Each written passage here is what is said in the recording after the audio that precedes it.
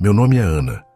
E por mais absurdo que isso pareça, o dia em que entrei naquele castelo imenso, com seus salões reluzentes, escadarias que pareciam tocar o céu e paredes tão silenciosas que dava para ouvir o próprio pensamento, foi o dia em que tudo começou a mudar.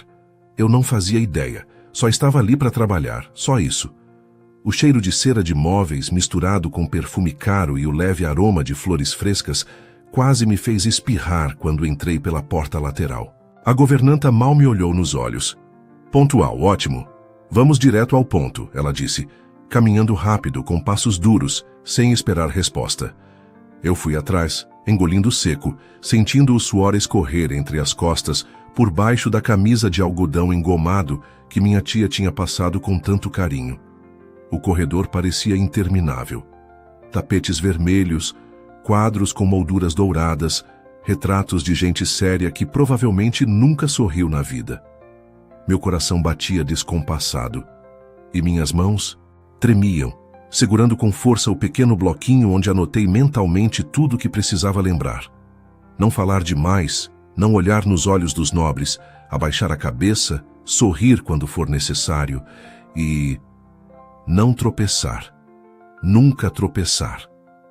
Quando finalmente chegamos ao salão de empregados, a governanta, Dona Lourdes, como ela se apresentou depois, me olhou como se estivesse tentando adivinhar se eu daria conta do recado. Aqui não é lugar para moça sonhadora, entendeu? Acorda cedo, trabalha duro, não. Se mete onde não foi chamada, vai durar? Balancei a cabeça afirmando mesmo com a garganta seca. Tentei responder algo, mas só saiu um som engasgado.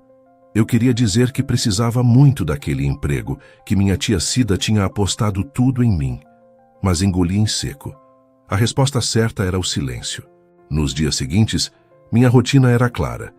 Levantar antes do sol, vestir o uniforme azul marinho impecável, amarrar o cabelo num coque apertado, calçar os sapatos duros e andar o palácio inteiro polindo corrimões, espanando cristaleiras e dobrando toalhas de linho. Tudo isso enquanto tentava não esbarrar em ninguém importante. Mas foi num final de tarde, quando eu limpava discretamente a biblioteca, onde, sinceramente, eu adorava passar tempo sozinha, que ouvi uma voz atrás de mim, carregada de ironia. Uau! Nunca vi alguém tão concentrada limpando livros que ninguém lê. Levei um susto tão grande que deixei cair um pano no chão. Virei devagar, ainda ajoelhada, e vi um rapaz alto, com o cabelo castanho bagunçado e um sorriso debochado no rosto. Usava roupas que não pareciam exatamente nobres, mas dava para ver que era alguém importante, muito importante. Desculpa, senhor, murmurei, abaixando a cabeça. Eu já tinha sido avisada para não falar com ninguém da família real sem ser chamada. Meu coração disparava no peito. O cara não parecia bravo, mas tinha algo no jeito dele que dava arrepios. Relaxa, só estava brincando. Ele caminhou até uma das janelas e se encostou no batente, cruzando os braços. Você é nova, né? Nunca te vi por aqui. Sim, senhor. Comecei essa semana. Falei baixo, tentando ser discreta, mas minha voz soou tremida. E qual é o seu nome, nova? Ele perguntou, olhando diretamente para mim. Os olhos dele eram escuros, intensos. Pareciam atravessar qualquer armadura. Ana. Meu nome é Ana, senhor. Só Ana? Ele sorriu de lado, provocando.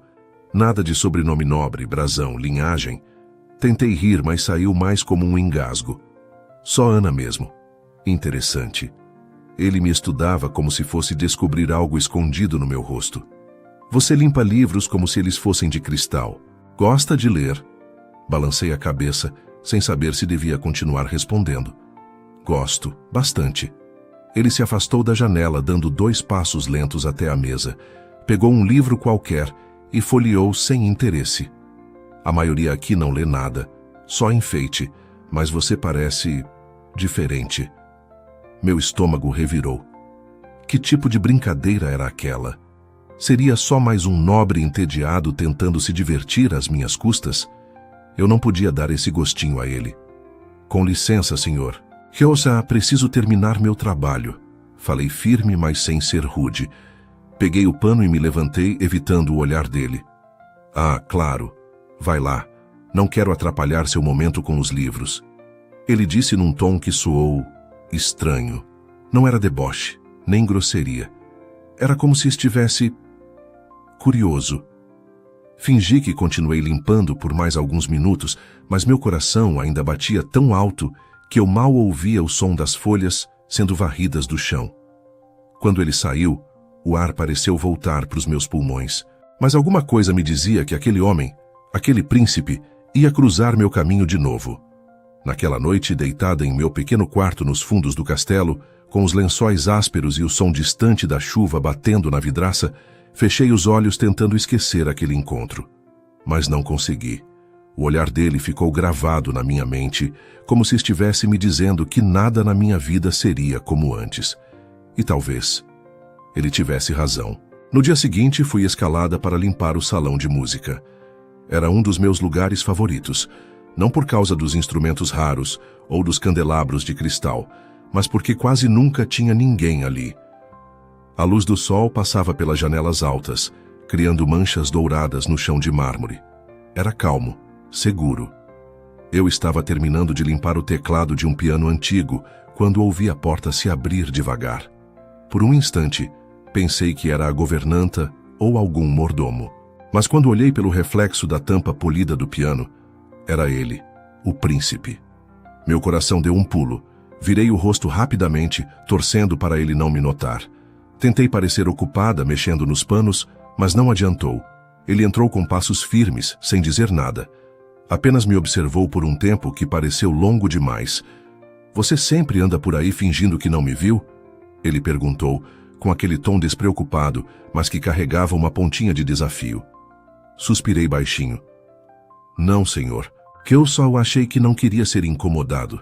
Ele deu uma risada curta, quase amarga. "Engraçado. A maioria aqui se joga no chão só para chamar minha atenção. Você faz o contrário. Interessante." Fiquei imóvel, sentindo meu rosto corar. Queria desaparecer naquele momento. Ele caminhou até o piano, passou os dedos pelas teclas, sem tocá-las de verdade. Esse era o instrumento preferido da minha mãe. Ela tocava todas as manhãs. Levantei os olhos devagar. A expressão dele estava distante, triste. Aquela foi a primeira vez que percebi que por trás da pose arrogante havia feridas. "Ela ainda toca?" perguntei sem pensar, e me arrependi no mesmo instante. Ele demorou para responder. Depois desviou o olhar e disse num sussurro: "Morreu quando eu tinha 12 anos. Engoli seco. "Me desculpe, eu não sabia." Claro que não sabia. Ele se sentou no banco do piano e ficou olhando para as teclas. O silêncio ficou pesado. Então ele estalou os dedos e mudou completamente de tom. "Você não parece gostar muito de trabalhar aqui." Pensei um pouco antes de responder. "Não é isso, é só diferente do que imaginei. Todo mundo imagina que é um sonho viver num castelo, mas por dentro, isso aqui é uma prisão decorada." Ele olhou para mim de novo, agora com os olhos mais suaves. "Você deve achar que eu sou só mais um riquinho mimado, né?" Eu hesitei e ele sorriu. "Pode falar. Não vou mandar cortar sua cabeça." Soltei um risinho nervoso. "Acho que o senhor parece entediado, talvez solitário." Ele arqueou as sobrancelhas, surpreso. Depois riu, de verdade. "Você é direta. Gosto disso." Ficamos em silêncio por alguns segundos. Lá fora, dava para ouvir o som de passos apressados no corredor, vozes abafadas. Mas ali dentro, só a respiração dele e a minha. "Vou ser obrigado a me casar com uma mulher que nem conheço direito," ele disse de repente. "Por política, por aparência, porque o rei quer. E eu tô cansado disso tudo." Não soube o que dizer. A sinceridade dele me pegou desprevenida. Era difícil imaginar aquele homem, que parecia ter tudo, sendo forçado a fazer qualquer coisa. Ele se levantou devagar, passou a mão pelos cabelos e se virou para mim. "Sabe, Ana, talvez eu precise da sua ajuda." Franzi a testa confusa. "Minha ajuda? Como assim?" "Não agora, mas logo." Ele me lançou um olhar indecifrável. "Você é diferente, e isso pode ser útil." Antes que eu pudesse responder, ele já estava indo embora, com as mãos nos bolsos e o andar despreocupado de sempre. mas algo tinha mudado naquele olhar. Algo que eu ainda não conseguia entender. Fiquei parada no meio do salão, com o pano nas mãos e o coração disparado, tentando decifrar aquele mistério chamado Rafael. Um príncipe com dor nos olhos, risos no canto da boca e um pedido estranho ecoando na minha cabeça. Talvez eu precise da sua ajuda. Eu não fazia ideia do que ele queria dizer com aquilo. Fiquei dias tentando esquecer aquela conversa no salão de música, mas a verdade é que ela grudou na minha mente feito espinho. Toda vez que via o príncipe Rafael cruzar algum corredor ou entrar num salão, meu coração acelerava. Ele sempre fingia que não me via, exceto quando estávamos a sós. E então, ele olhava como se soubesse de todos os meus segredos. Foi numa manhã de segunda, logo depois do café dos nobres, que tudo mudou. Eu estava ajudando a arrumar a varanda de trás para um almoço oficial, quando Dona Lourdes me chamou com aquele tom que nunca era bom. "O príncipe quer falar com você. Sozinha." Ela não disfarçou a estranheza, mas me guiou até um salão menor, com cortinas grossas, janelas altas e um sofá tão grande que parecia uma cama. Ele estava lá, sentado, com um copo de suco de laranja e uma expressão que misturava tédio e ansiedade. Eu entrei devagar, de cabeça baixa. "Chamou, senhor?" "Chamei, Ana." Ele levantou-se e veio até mim com passos lentos, quase cautelosos. "Relaxa, não vou te dar bronca, nem te demitir, nem nada assim." Assenti, mas não me senti aliviada, só mais nervosa. Ele se encostou numa das colunas de mármore, cruzando os braços. "Tenho um problema," ele começou, "e você talvez seja a única que pode me ajudar." Continuei em silêncio. Os olhos dele estavam sérios agora, a expressão diferente de todas as outras vezes, sem ironia, sem brincadeira. "Meu pai quer que eu anuncie meu noivado com a filha de um dos ministros. Marcela. Você já deve ter visto ela por aqui, aquela mulher que olha para os outros como se fossem poeira." Eu assenti, ainda sem saber onde aquilo ia dar. "Ela é o plano perfeito para a corte. Bonita, rica, bem-nascida, mas eu não suporto nem o perfume dela." Ele se aproximou um pouco mais. "Eu preciso de um plano. Preciso que acreditem que já estou comprometido." Foi aí que o silêncio ficou mais pesado do que nunca. Ele me olhou nos olhos e disse, como se fosse a coisa mais natural do mundo: "Quero que finja ser minha noiva." Dei um passo para trás, instintivamente. Meu cérebro travou. "Desculpa, o quê?" "É isso mesmo que você ouviu." Ele coçou a nuca, visivelmente tenso. "Você vai fingir ser minha noiva por alguns meses, só até a poeira baixar, e depois a gente termina. Fim do teatro." "Mas por que eu, senhor?" perguntei, sentindo o rosto queimar. "Tem 1000 moças por aí, até nobres que topariam fingir." "Justamente por isso, porque você não é uma delas, porque ninguém vai esperar e porque você não tem nada a perder." Essas palavras me atingiram como um soco no estômago. "Não tenho nada a perder?" repeti com a voz embargada. "Não foi isso que eu quis dizer." Ele suspirou. "Você entendeu errado. O que quis dizer é que eu sei que sua vida não é fácil, que você precisa de oportunidades, e eu posso te dar isso. Em troca, só quero seu tempo, sua presença." A proposta soava absurda, imoral até, mas ao mesmo tempo tentadora. Ele prometeu que, se eu aceitasse, ele pagaria meus estudos depois. Me ajudaria a realizar meu sonho, abrir uma pequena loja de vestidos, como sempre quis. Aquilo mexeu comigo. "E se descobrirem?" sussurrei. "E se eu falhar?" "Você não vai," ele disse com uma certeza desconcertante. "Você é forte, inteligente, muito mais do que finge ser." Ficamos em silêncio. Meu coração batia tão alto que parecia ecoar pelo salão. Eu me vi dividida entre a razão e a loucura, entre a dignidade e a chance única de sair da vida de invisível. Por fim, respirei fundo. "Se eu aceitar, o que exatamente espera de mim?" Ele sorriu pela primeira vez desde que começamos a conversa. "Só que seja você mesma, mas com cara de quem nasceu com uma coroa na cabeça." Aquela resposta me arrancou um meio sorriso nervoso, e antes que eu percebesse, estava estendendo a mão. Tá bom. Feito. Rafael segurou minha mão com firmeza. E naquele aperto, selamos um acordo que aos olhos do mundo seria apenas uma farsa. Mas no fundo eu sabia. Alguma coisa ali era mais real do que eu estava pronta para admitir. A primeira vez que vesti um vestido de gala, minhas mãos tremiam tanto que levei 5 minutos só para fechar os botões de trás. Dona Lourdes me ajudou em silêncio. Não elogiou, não sorriu, só olhou nos meus olhos pelo espelho e disse: se vai encarar isso, encare de cabeça erguida. O salão de baile do palácio parecia ter saído de um filme. Lustres de cristal, músicos afinando violinos, mesas com frutas esculpidas e taças que brilhavam como diamantes. Eu entrei ao lado do príncipe Rafael, com o braço entrelaçado ao dele, como tínhamos ensaiado. Mas cada passo meu soava alto demais. Cada olhar que pousava sobre mim parecia um julgamento. Relaxa, ele sussurrou no meu ouvido, enquanto sorria para os convidados. Você está linda. Minha garganta travou. Eu deveria ignorar esse tipo de comentário. Afinal, tudo aquilo era atuação. Mas ouvir aquelas palavras dele com aquele tom mexeu comigo de um jeito que me desconcertou. Não demorou muito para Marcela aparecer. Usava um vestido dourado que deixava claro seu status. Ela caminhou direto até nós, com um sorriso venenoso. Ora, o príncipe decidiu mesmo assumir a camponesa como noiva? Que romântico!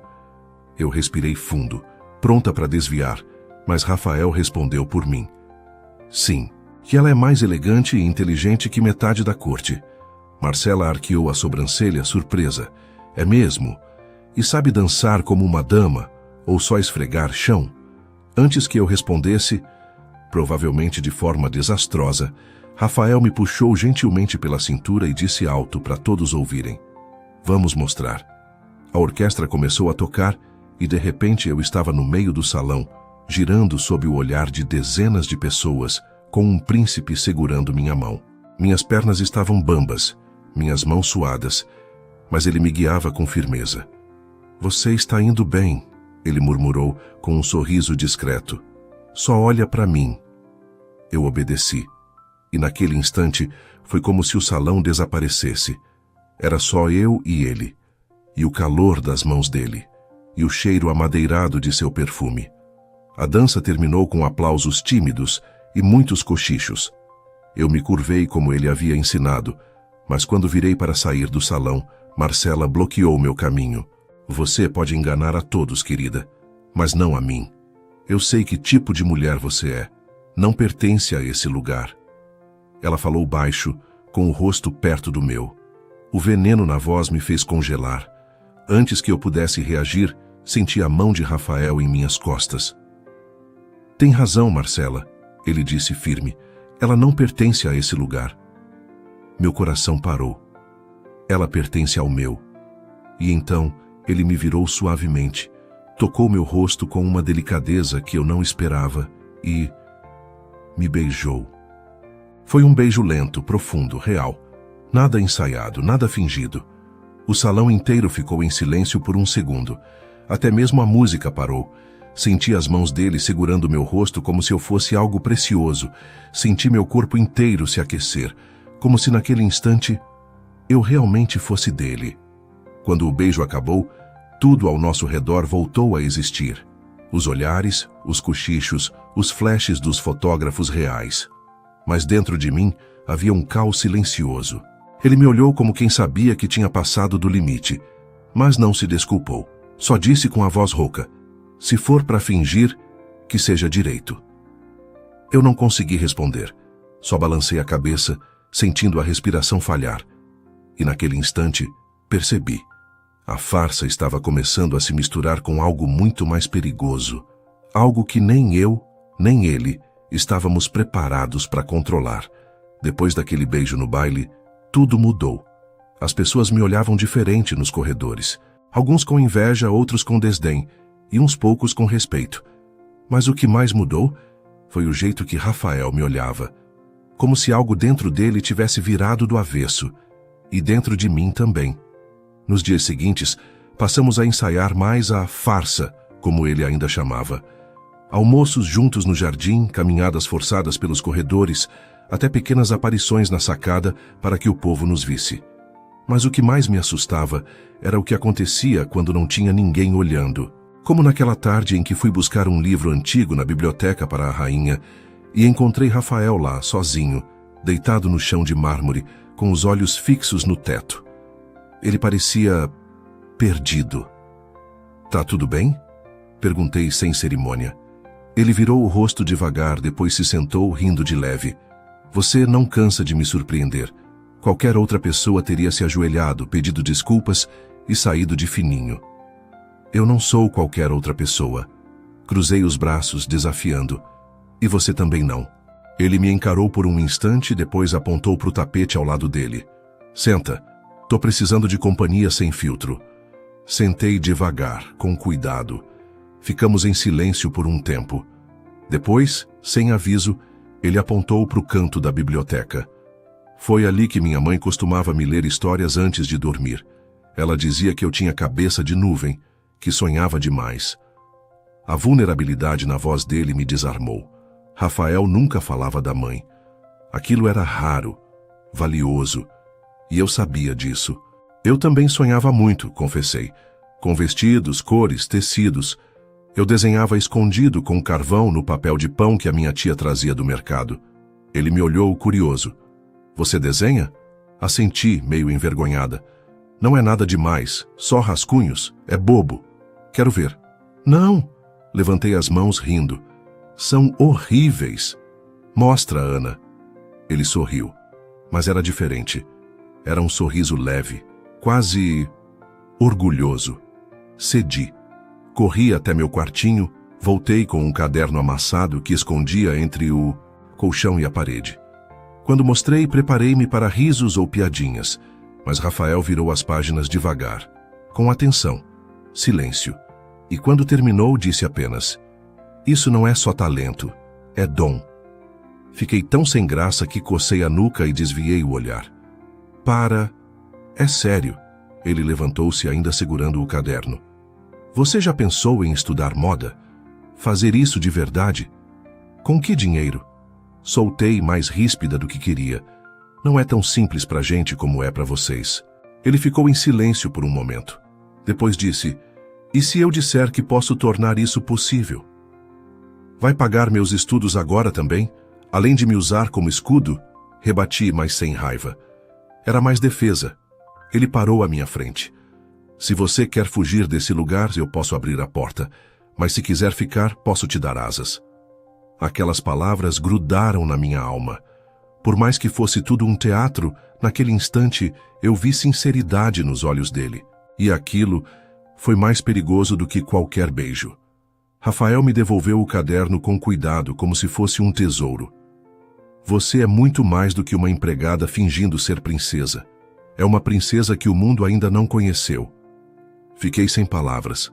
Pela primeira vez na vida, alguém olhou para mim e viu algo além da poeira nas minhas roupas ou do coque no cabelo. Ele viu a Ana que eu sempre escondi. E naquele instante, mesmo sem toque, sem cena forçada, alguma coisa entre nós começou de verdade. Tudo parecia estar se encaixando. Mesmo que ainda chamássemos de farsa, os olhares, os gestos, os silêncios entre mim e Rafael estavam ficando reais. Às vezes ele segurava minha mão sem perceber.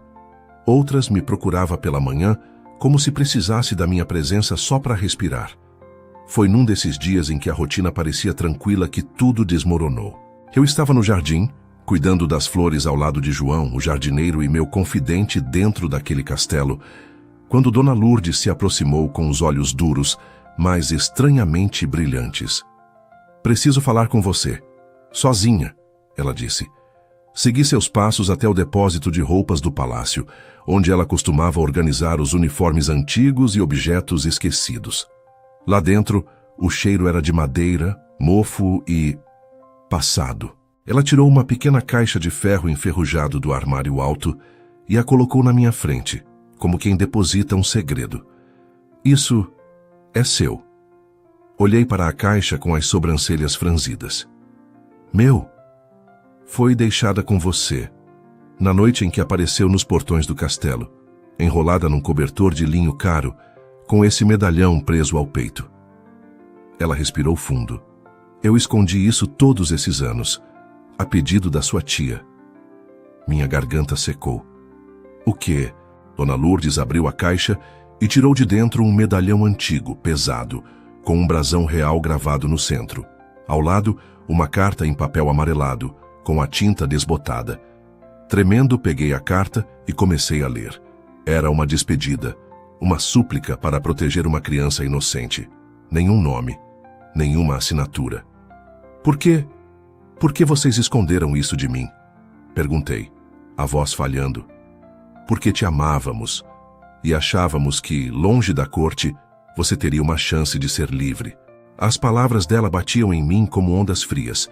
Eu queria gritar, chorar, fugir.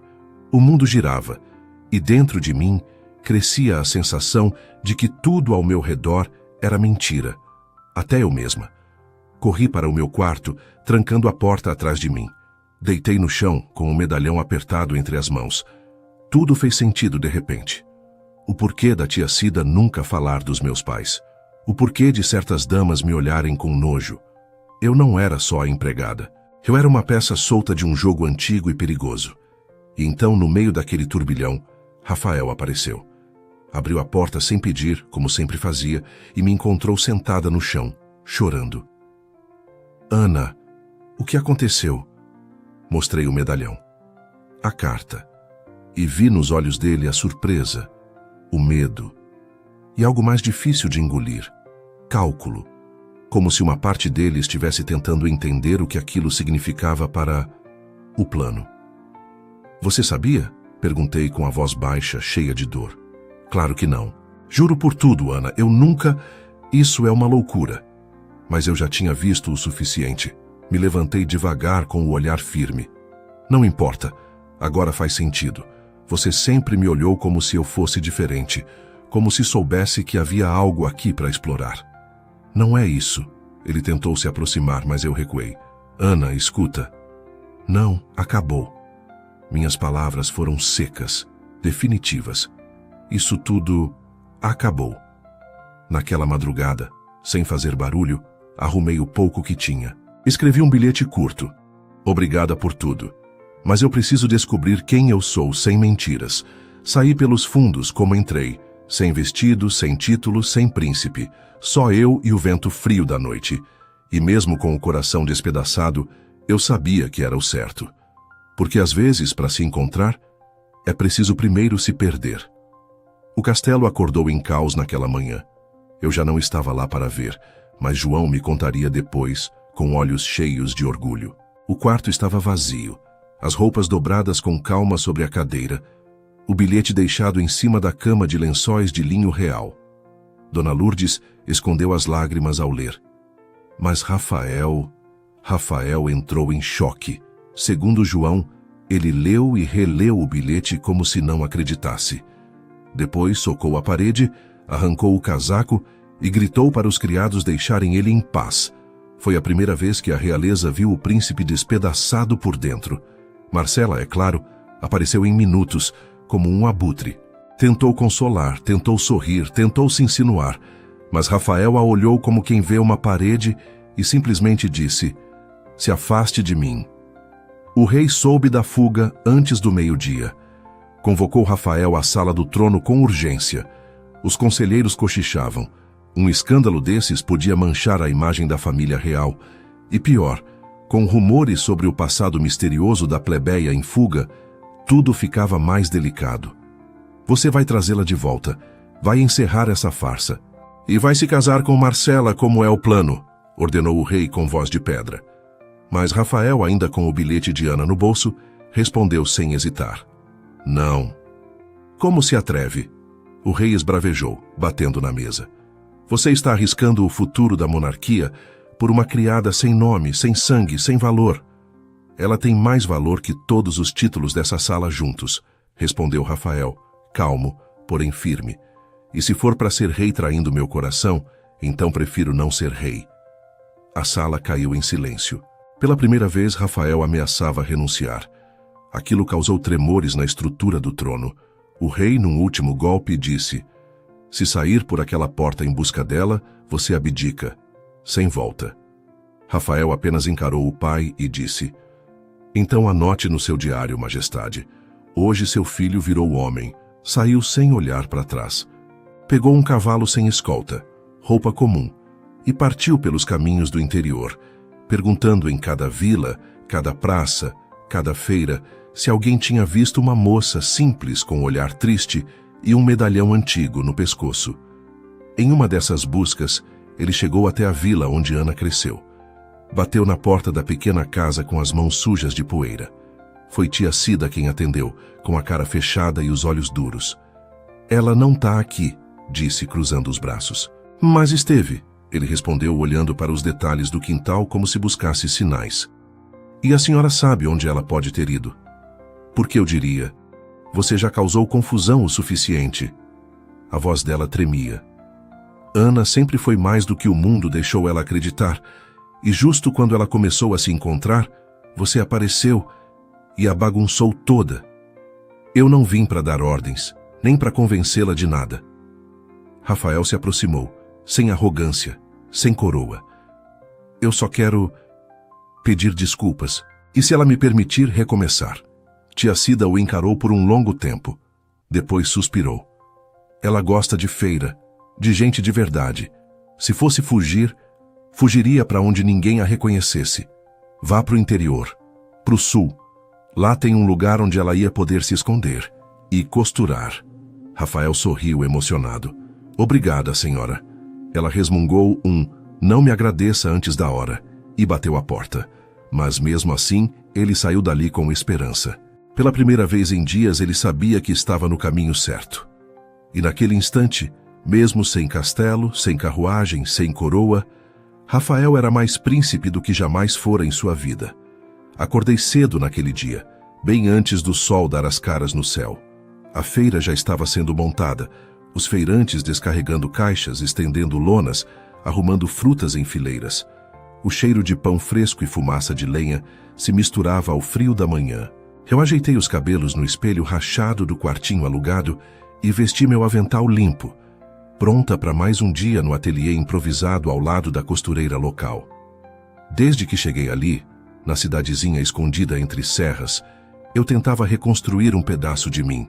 Costurava, desenhava, dava aulas de modelagem para meninas da vila. Ninguém sabia da minha história. E eu me agarrava a esse anonimato como uma criança se agarra a um cobertor velho. Mas naquele dia, tudo pareceu diferente. O céu estava limpo demais, o ar parado demais. Algo no meu peito apertava sem motivo. Eu estava dobrando alguns tecidos quando ouvi o barulho. Cascos de cavalo, gente correndo, sussurros agitados. É ele, o príncipe! O príncipe está aqui! Congelei. Minhas mãos pararam sobre o linho cru. Meu corpo inteiro ficou gelado. Virei devagar para a entrada da feira. E lá estava ele, Rafael, com roupa simples, coberto de poeira, o cabelo bagunçado, os olhos vasculhando cada rosto como se estivesse em guerra. E quando me viu, parou. Não houve música, nem vento. Só aquele olhar. Como se o mundo ficasse em silêncio. Como se ele tivesse encontrado o que procurava há séculos. Ele desceu do cavalo, caminhou entre as barracas sem tirar os olhos de mim. E eu, paralisada, sem saber se fugia, se chorava ou se corria para o abraço. Mas fiquei, firme, esperando que ele dissesse algo que me curasse. Ana, ele disse ofegante, eu procurei em todos os lugares. Todos. Cruzei os braços, tentando proteger meu coração. E o que quer aqui agora? Você, ele respondeu. Simples, cru, real. Não pela farsa, não pelo trono, não pela política, por você. Ele tirou do bolso o medalhão preso a uma corrente nova. Você é mais do que esse castelo, mais do que o seu passado. Você é minha verdade. A praça inteira silenciou. Crianças pararam de brincar. Feirantes largaram as sacolas. Todos olhavam. E então ele se ajoelhou. Na terra, na poeira, como se nada importasse além daquilo. Eu não tenho flores, não tenho coroa, só tenho meu coração, e se ele vale de algo, ele é seu. Minhas lágrimas começaram a cair sem controle. Eu cobri a boca com a mão, sentindo o peito apertar como nunca. Eu errei, Ana, mas eu voltei, porque não faz sentido viver cercado de ouro se o que brilha de verdade está longe de mim. Aquela frase rasgou qualquer resistência. Caminhei até ele, ajoelhei também. Coloquei a mão sobre o peito dele, sentindo o coração bater forte. Você demorou, sussurrei, entre risos e choro, mas veio. E vou ficar, se você quiser. Olhei em volta. O povo sorria com olhos cheios d'água. Uma senhora começou a aplaudir. Logo, toda a feira batia palmas. Não por um príncipe, mas por um amor que venceu o orgulho, o medo e a distância. Ali no meio da feira, sujos, reais, vulneráveis, nos beijamos de novo. E pela primeira vez, não havia dúvida alguma. Não era um acordo, era amor. Voltar ao palácio foi como viver um sonho ao contrário. Eu não entrava mais pela porta dos fundos, não carregava baldes, nem panos, nem olhares desconfiados. Dessa vez eu entrava de cabeça erguida e de mãos dadas com Rafael. Alguns empregados me olharam com espanto, outros sorriram. João, o jardineiro, me abraçou com tanta força que mal consegui respirar. Eu sabia que ele ia te achar, disse com os olhos marejados. E sabia que você ia voltar diferente. E voltei mesmo, mas não porque agora usava vestidos caros ou caminhava ao lado de um príncipe. Voltei diferente porque, pela primeira vez, eu sabia quem era e não precisava mais esconder. Os boatos na corte explodiram. O rei tentou esconder o rosto nos primeiros dias, mas não podia ignorar a euforia do povo. A história do amor impossível estava nos jornais. Os plebeus nos adoravam. Os nobres nem tanto. Marcela foi vista pela última vez embarcando para a França, para um retiro cultural, segundo o comunicado oficial. A verdade tinha sido vencida. Pelo amor, pela verdade, pela menina que ela tentou destruir. A rainha, por outro lado, me surpreendeu. Me chamou para conversar em seus aposentos e disse com a voz doce: "Você pode não ter nascido princesa, mas nasceu para ser uma." E colocou em minhas mãos um tecido branco de seda pura. "Faça seu vestido como quiser, com seu talento." Passei as semanas seguintes no ateliê do palácio. Desenhei, costurei, desfiz, refiz. Chorava às vezes. Ria sozinha em outras. Cada ponto era uma parte da minha história sendo escrita com linha e alma. Rafael me visitava todas as noites. Sentava no chão e perguntava sobre cada detalhe do vestido. "Isso aqui é para lembrar do jardim? E essa parte aqui parece o desenho do medalhão." Ele enxergava cada simbologia. E isso me fazia amá-lo ainda mais.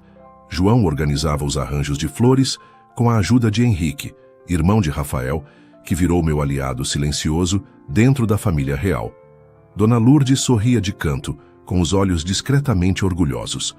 Tia Cida chegou na véspera do casamento. Trazia o mesmo olhar firme, mas agora com lágrimas verdadeiras. Me abraçou apertado e disse: "Você costurou sua vida com coragem, minha filha. Agora vai viver ela." Os criados, meus antigos colegas, fizeram questão de preparar cada detalhe com carinho. Não como obrigação, mas como homenagem. Aquilo me tocou mais do que qualquer reconhecimento real. Na noite anterior ao casamento, eu e Rafael andamos pelo jardim de mãos dadas. Ele me olhou com aquele jeito bobo e sincero e disse: "Sabia que o primeiro lugar onde eu notei você foi aqui? Você tinha terra nos joelhos e, mesmo assim, parecia brilhar." Ri, empurrando ele de leve. "Mentiroso." "É verdade. E agora, você vai brilhar para todo o reino." Ficamos ali sentados na grama em silêncio. Um silêncio confortável, porque sabíamos que tudo o que precisava ser dito já estava dito. Na manhã seguinte, acordei com o coração disparado. O vestido estava pendurado perto da janela. O sol entrava e fazia a seda parecer nuvem. Eu me vesti devagar, olhei no espelho e, pela primeira vez, me reconheci. Não era a empregada, nem a farsa, nem a perdida. Era eu, Ana, noiva do homem que virou o mundo. O dia amanheceu com o céu limpo, o tipo de azul que parece ter sido pintado à mão. As flores no jardim estavam abertas. O perfume suave de rosas e jasmins invadia os corredores do palácio, e o som de sinos distantes anunciava o que todos esperavam: o dia do nosso casamento. Meu coração batia como nunca. Um misto de alegria, nervosismo e incredulidade. Eu, Ana, a menina que um dia esfregou aqueles mesmos corredores com sabão e pano, agora caminharia por eles com um vestido feito por mim mesma, para me casar com o amor da minha vida. O salão estava impecável. Ao invés do tradicional dourado da corte, escolhemos branco, verde e lilás, as cores do jardim onde nossa história começou. Ao invés de tapete vermelho, flores naturais forravam o chão. Tudo tinha nosso toque, nosso jeitinho. Os convidados começaram a chegar. Alguns nobres ainda franziram a testa, como se engolissem a verdade atravessada. Mas o povo que lotava as ruas lá fora vibrava, batia palmas, gritava meu nome: Ana, Ana, Ana. Como se o conto de fadas deles também fosse meu. Rafael estava lindo. Vestia o uniforme cerimonial, mas sem medalhas, sem exageros. Só ele, natural, com o sorriso nervoso, os olhos úmidos e o coração exposto. Quando me viu entrando, seus olhos se arregalaram como se fosse a primeira vez. A cada passo meu eu via cenas passando pela cabeça. O pano caindo na biblioteca, o primeiro beijo no baile, o medalhão, a fuga, o reencontro.